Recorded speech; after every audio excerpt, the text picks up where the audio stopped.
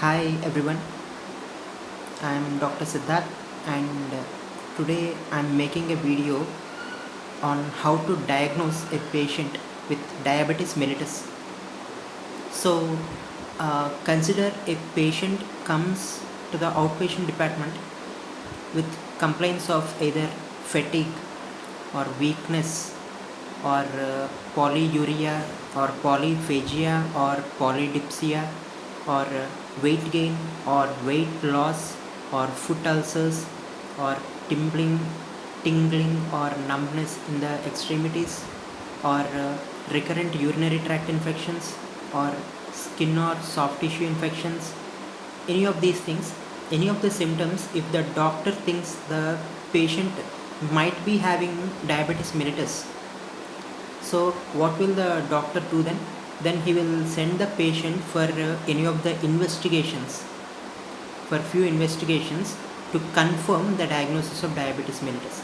So what are the lab investigations that can confirm the diagnosis of diabetes mellitus in this patient means either the random blood sugar, the patient has symptoms and the random blood sugar of greater than 200 milligrams per deciliter is a confirmed diagnosis of diabetes mellitus, or the fasting blood sugar FBS of greater than 126 milligrams per deciliter with symptoms in the patient is a confirmed diagnosis of diabetes mellitus, or the oral glucose tolerance test, the plasma glucose levels after 2 hours of greater than 200 milligrams per deciliter is also a confirmed diagnosis of diabetes mellitus, or the HbA1c levels, the glycated or glycosylated hemoglobin levels greater than 6.5% can also confirm the diagnosis of diabetes mellitus.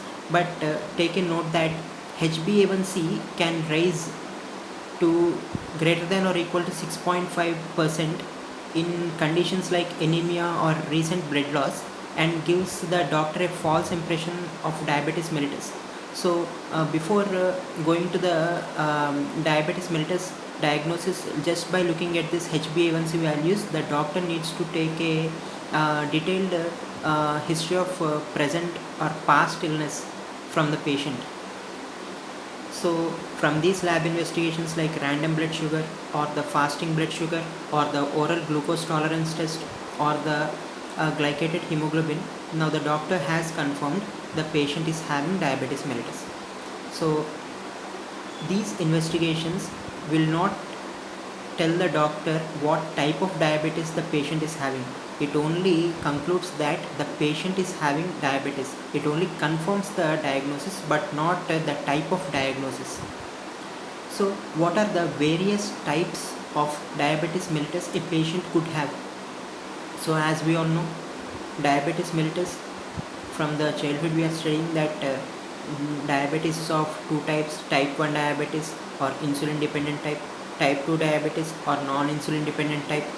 So other than type 1 and type 2, we also have other types of diabetes like MODY, MODY means maturity onset diabetes in the young, and the other type of diabetes called LADA, LADA, LADA in the sense latent autoimmune diabetes in the adults.